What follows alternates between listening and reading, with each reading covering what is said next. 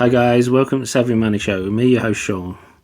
Each time I'm about to do a video on the UK budget, they change something. So here's some breaking news. Kwasi Kwarteng, as you know what, I probably butchered that. I'm just not gonna be able to pronounce his name. Just gonna shorten it to Greedy Dickhead. As said, we get in, we've listened. Basically, he's saying they're proceeding with the abolition of the 45p tax rate. Now, and he's just tweeted out another thing saying they're considering a U-turn on the bankers' bonuses as well. Now,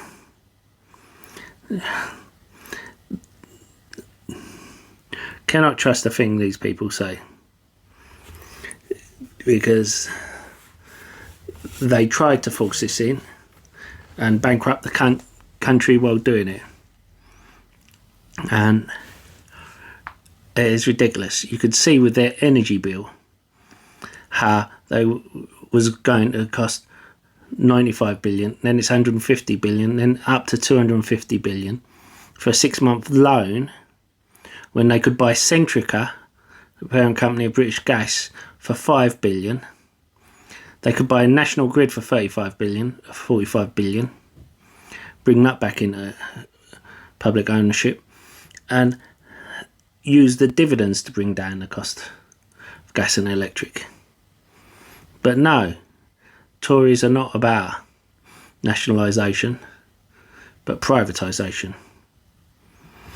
Even if it means it's a good deal for the country. Now, don't forget to hit the lovely like button and sexy subscribe button, and don't forget the bell notification. You'll be notified when a new video gets uploaded, and the free links in the description below. You can pick up a free share worth up to £200, and check out our Discord. And if you want a more in-depth analysis of any stock or market conditions, then why not look at our upgraded membership program and support us. We're going to talk about the market. I think next week we'll do good. Either next week or the week after, we're going to have a rally until mid-October, and then we're going to get rug pulled. But 1st of November will provide a buying opportunity.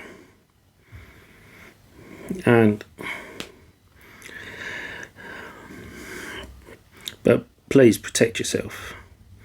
Not going heavy. I'm keeping cash on sidelines.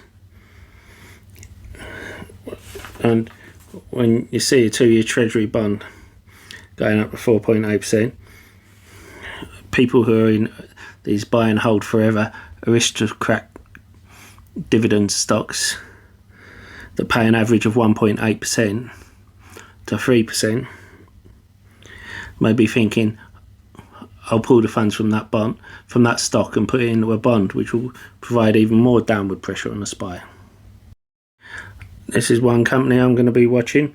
YPF. It's a state-owned oil and gas producer from Argentina. It's PE of 2, and the government is allowing the state-owned oil producers to start exploring for lithium. Now, Argentina has had its own issues with bonds, and investors are looking at YPF as a safe haven. There's a market cap, as you can see here, at 2.45 billion, and enterprise value is 7.9 billion. The price to sales at 0.22, and a price book of 0.31. I think this is one that could do well, and even though it's had a bit of a run, I think it is due continuation. You need to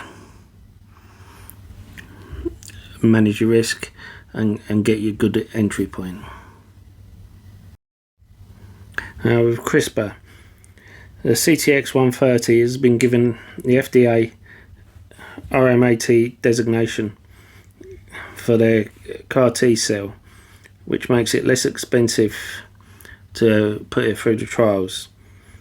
Now, 2 weeks before NTLA produced data, it got the same designation. I'm not suggesting that CRISPR is going to produce data in 2 weeks. I'm just saying that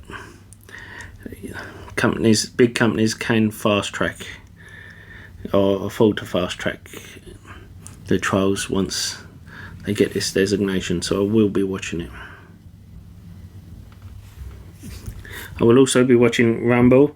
Elon Musk is planning to speak to Russell Brand on Rumble soon, and it should help lift the share price. I'm watching Livewire because Zeitz, who will act as CEO of both companies for the time being, said the loss-making EV business has the cash needed to fund its business plan until it's expected to turn a profit until 2026. It also has a subsidiary of Balance Bikes with bikes in store already. This is one that is high risk, high reward. So check it out. It's already up 42% pre-market.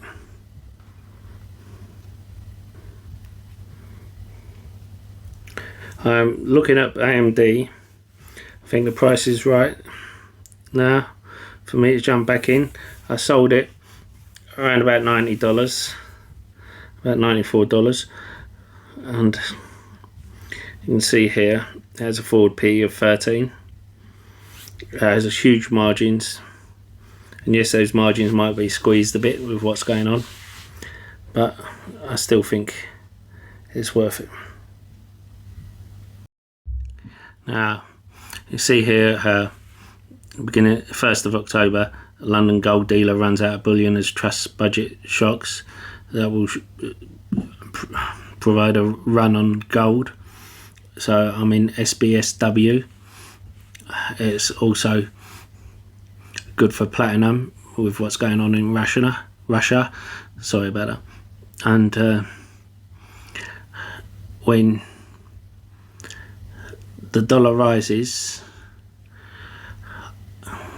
which it has at the moment because of the pound, you will usually see precious metals like gold, silver and platinum rise alongside it. Let's see what happens with that. Now, we had the Apple hack, which didn't really move it that much, but that coupled with the bad news of the bad demand and production numbers, I said the week before how it's going to be the first time that Apple has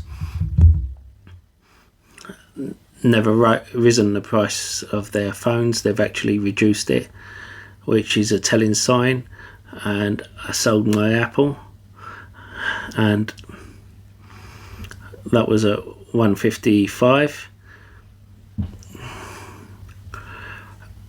It's still holding up pretty well considering, and if it comes down this week, I'll consider getting back in. It's tempting me quite a bit at the moment, because long term Apple's still going to be there, and it's come down 17-18 bucks from where I was. Anyway, let me know what you guys are getting into. Don't forget to join my Discord, and don't forget to check Savvy Social Show on Twitter as well, where I talk about all things social, not just financial. And I'll see you in the next video. If you found any of my videos helpful and you want to help me make more, you can support me by buying me a coffee. The link is in the description below.